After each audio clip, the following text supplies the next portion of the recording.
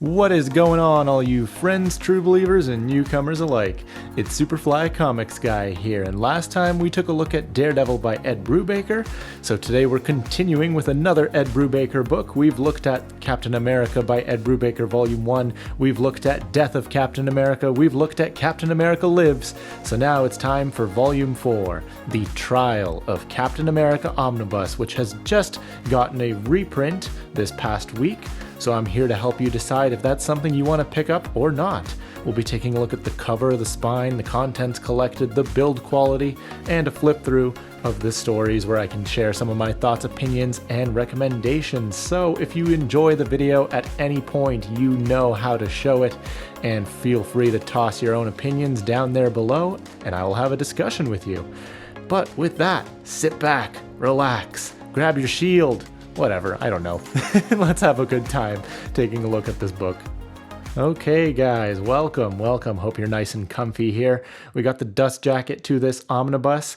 Keep in mind, I have the 2014 edition of this book. So that's what we were looking at today, and this was the only cover available at that time for this book. For the reprint that just came out, they have introduced a direct market cover, which I'm not that big a fan of anyway. I still prefer this cover, so I'm happy with that. Here is the spine. I believe this is staying pretty much the same for the reprint as well. And the same is true for the back as well. This is Volume 4 of Ed Brubaker's Captain America run in omnibus format. So here we're collecting Captain America Who Will Wield the Shield, number 1, Captain America 602 through 619, those are the legacy numbers that they went back to, and also 615.1. We got the Steve Rogers Super Soldier miniseries and Captain America the 2011 series, so they renumbered it, number 1 through 10. And then cover price of 100 US, 113 Canadian, so that's pretty much staying the same for the reprint, although the conversion rate will differ. It's 100 US and I think 125 Canadian right now, or something like that. But let's have a look under the dust jacket here. There we are. So this is a major difference between this edition and the reprint that's coming out, or that came out. So this older edition has a pretty basic design here, all black with the shield there. The spine is pretty much the same, and nothing on the back at all. The reprint, I believe, has introduced a board design. I think I saw a picture of it. It's like this red design with like Captain America holding up the shield, and I gotta be honest, that actually looks way better than this. So that might be a reason for you to pick up the reprint if you'd like. But all right. Start flipping through the stories here. Okay, so it is flip through time here. Got some nice bright red bookend pages. The Trial of Captain America. Got your credits pages here, featuring all the creators behind the stories that you're getting in this omnibus. And then a recap page. So this is actually big. This volume, if you haven't read the previous 3 volumes, that's Volume 1, Death of Captain America, and Captain America Lives, this omnibus will immediately spoil those for you. So, because this is a review of this omnibus, I consider it fair game to talk about the material from those previous 3 volumes. So if you haven't read those yet, I recommend you either check out my previous reviews or go and read those books first before diving into this.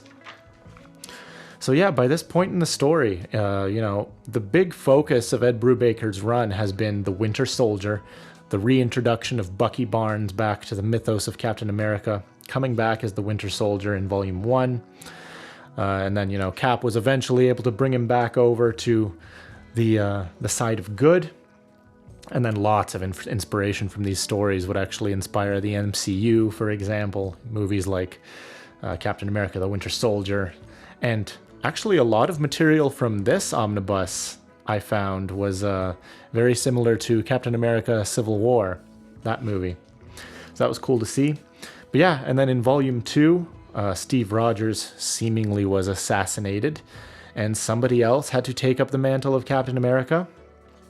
So who other than Bucky Barnes, the man who was just brought over back to the side of good, done with being the Winter Soldier. He donned that new, awesome-looking Captain America outfit, and carried the shield from that point onwards. Up until Volume 3, Captain America Lives, where it was revealed that, oh, Steve Rogers might actually be alive. And then he's eventually brought back into the picture. So now we're back here, Steve Rogers and Bucky Barnes, who are, both Captain America, sort of. So this omnibus kicks off with the Who Will Wield the Shield story. It's kind of interesting. That's exactly what it is. It's Cap and Bucky, they're both kind of struggling with where to go from here. Cap has spent all this time, away from the role of Captain America, and he just doesn't feel like he's ready to go back to it just yet. Whereas Bucky, he's not very comfortable with the idea. His opinion is very much, look, man, this role was always yours. I was just sort of the stand-in. I was just, keeping up the good fight while you were gone. But eventually they come to the decision that, you know what, Bucky, you should keep the costume, keep carrying around the shield. You've earned it. So that's what happens with Bucky. And then Cap actually transitions into kind of a more espionage-focused role. He kind of becomes a bit of a super spy in ways. He plays a more direct role in S.H.I.E.L.D., and he's sort of like the tactician behind the scenes on a lot of missions. And I thought that was really interesting. They eventually discover that there's this third Captain America running around who's sort of this remnant of the 50s. So Bucky and Falcon actually have to team up and figure out what's going on there. Bucky has, the supporting cast in this omnibus is quite great. You have Falcon, Black Widow, Sharon Carter. I don't know if I can call Steve Rogers a supporting character, but it does kind of feel that way at points here, because he is more behind the scenes during this time. The espionage focus is very much still here with Ed Brubaker's run. That's kind of been a central pillar. But I will say, this omnibus kind of feels more like a traditional comic book run, in the sense that it's not really one overarching story the way that the other 3 volumes have been. This is sort of a collection of smaller arcs that each sort of add up to their own bigger story. For example, there's this great arc involving Baron Zemo, and that has a lot of similarities to the Civil War movie as well, involving messing with Bucky's head and trying to, just cause all sorts of trouble that way. There's the Steve Rogers Super Soldier miniseries. That one very much feels like a spy thriller. Focuses on Steve going on these sort of spy missions. He's got that iconic, dark blue Spec Ops suit that they also used in the Winter Soldier movie. It's it's cool to see the seeds of inspiration in this run. But yeah, he's trying to track down rumors of the Super Soldier Serum being misappropriated, which isn't really a new idea for a Captain America story. That's pretty much common territory, but I still found it interesting. But I would say the most interesting portion of this omnibus is actually, it starts around the midway point and then continues through the second half, and that's the trial of Captain America. So it has to be said that at the time when Bucky was running around carrying the shield, taking up the mantle of Captain America, the general public didn't know who it was. They had a feeling it's probably somebody different, but they weren't sure. It kind of reminds me of the whole Clone Saga situation with Spider-Man. And I am probably going to hell for putting Clone Saga and Ed Brubaker's Captain America run in the same sentence. But, it is what it is. But yeah, the general public had no clue really who this new Captain America was. But through one way or another, it is revealed to them that it was Bucky Barnes behind the costume, and that Bucky Barnes is the Winter Soldier, or was the Winter Soldier. So that causes a huge public outcry that Bucky has to answer for his crimes as the Winter Soldier, all those people he killed, all those missions he undertook. We can't have it, it doesn't feel right to them to have him running around as Captain America, given his history. So that's where the trial of Captain America comes from. And it's really interesting. It turns into a little bit of like a courtroom legal drama because Bucky's on trial, but Captain America, that is Steve Rogers, and the Falcon are working behind the scenes to try to set him free, chase down leads, uncover evidence, try to find the people responsible for putting Bucky on blast like this. But there are a lot of interesting questions raised by the prosecution because they're like, yeah, we understand you're saying he was mind controlled, but why is there always an excuse for these heroes? It's either they were mind controlled or they were fighting off Galactus or Doctor Doom or someone. It's like that doesn't change that people died. So it's an interesting argument to sort of observe as a reader. But I found that really interesting. And, again, this whole time, Captain America, Steve Rogers, is still really unsure about if he wants to be the one to return to the uniform, because it just doesn't make sense for Bucky to keep carrying it around anymore, given his situation. Even Nick Fury has to go up to Steve at one point and be like, look, I understand you're sort of masquerading as this leader of S.H.I.E.L.D. or Super Spy or whatever, but this isn't your calling. You're not very good at this. This isn't where you belong. You belong out there on the field.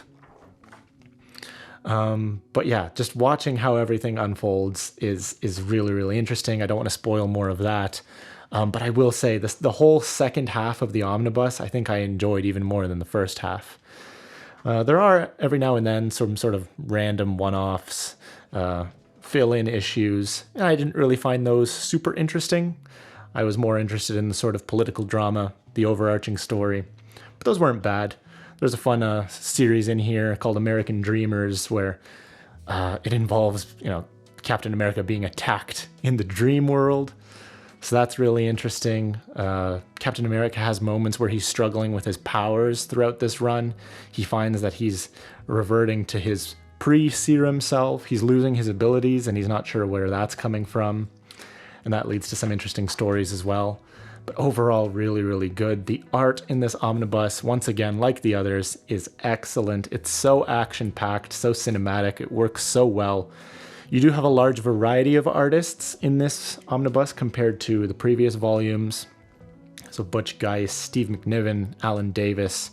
But I was never thrown off by like a radical change in art style or anything like that. There's even a fill-in issue in here, or maybe even a couple issues that are done by Ed McGuinness, who I've mentioned in the past. I'm not that big a fan of, but even those issues I didn't mind. I found them to be pretty good. So yeah, really, really fantastic art in this book. So now for a little bit of a flip through the extra section of this omnibus. You start off with a variant cover gallery here, which is very, very nice. I did enjoy a bunch of the variants they had in here. There's that awesome Captain America suit that Bucky wears. I just think it's so cool. Really nice redesign, works really well. Some creepy vampire variants. Not sure what those are about. Oh, David Finch, very nice. Some black and whites. Yeah, there's that cool Spec Ops suit that Captain America transitions to in this run. Lots of really cool variants in here. There is one that I think, yeah, there we go. The movie variant. That's awesome to see too. Chris Evans in the Captain America suit from the first movie. Really nice. But you do also get, let me flip to it, an Ed Brubaker interview in here. There it is, Red, White, and Brew. An interview with Ed Brubaker talking about his introduction to Cap, how he got into him, the types of stories Brubaker likes to write, who Cap is, what he means to him, that kind of stuff. 7 Deadly Stories of Sin. Sin plays a pretty big role in this omnibus too. So they talk a little bit about her history. I didn't really know much about her before getting into Brubaker's Captain America run, but they do a pretty good job of introducing you to her. Behind the Shield, talking a little bit about Bucky's legacy, what it was like bringing him back, the implications behind that, the impact. And then, yeah, some more interviews here. Really, really cool. Some original art, some black and whites, and that's pretty much it for your extras section. But for build quality, once again keeping in mind, I'm showing you the 2014 edition that I have. 928 pages is what we have. There's that amazing looking eye. I picked up a used copy, so you can see I got a remainder mark on mine, but you shouldn't have to worry about that if you're picking up a new copy. Yeah, fantastic build quality on this book. Never really noticed any gutter loss. Oftentimes you got the buffered white space in there that helps avoid gutter loss, but even when there is a spread page, you can see we're barely losing any material, if at all. Really fantastic. I did notice occasional, very rare, just some minor page bleed, but not enough to really bother me. I really had to look for it, honestly. And from what I've seen of the reprint, I believe the build quality is actually really similar and possibly even better in some ways. So this might be a case where the reprint has the better build quality, so you might as well go for that. But either way, whether you pick up this 2014 edition or the reprint that just came out, I think you'll be in good hands with the build quality. But there we are, guys. So just to wrap up with some closing thoughts, if you enjoyed the previous 3 volumes of this run, there's a good chance you'll enjoy this volume too. But if you weren't a fan of those other books, then I wouldn't say that this book is going to change your mind or anything, because it's very, very similar. But hey, maybe you're looking to save money and you're feeling happy with the conclusion you got in Volume 3. That might be another reason to stop there. But for me, I definitely still enjoyed this volume. I wouldn't say it's quite as strong as the other 3 volumes, but still really, really good. It still features that layer of espionage at its core. But it doesn't have the same level of focus, I would say, that the other 3 volumes did. So that brought it down a little bit for me. There are a handful of overarching story arcs in here, but this volume is structured a little bit more like a traditional comic book, with smaller arcs sprinkled throughout, each one focusing on its own specific threat and villain. But yeah, still really, really good. If you're curious to pick it up, I believe it's still on sale for 46% off at instocktrades.com, and that'll be true up until Tuesday at noon next week. So just throwing that out there in case you want to consider it. I'm not sponsored or anything. I'm just shouting out one place where I get my books sometimes. But that's been my review of the Trial of Captain America Omnibus. So you guys let me know what you thought about the book, the review, the other volumes in the series. What are your thoughts on this book? You let me know down below. But thank you so much for joining me today. I hope to catch you in another video real soon, so you have yourself a great day. I've been Superfly Comics Guy, and until next time, you keep reading. Bye-bye, guys.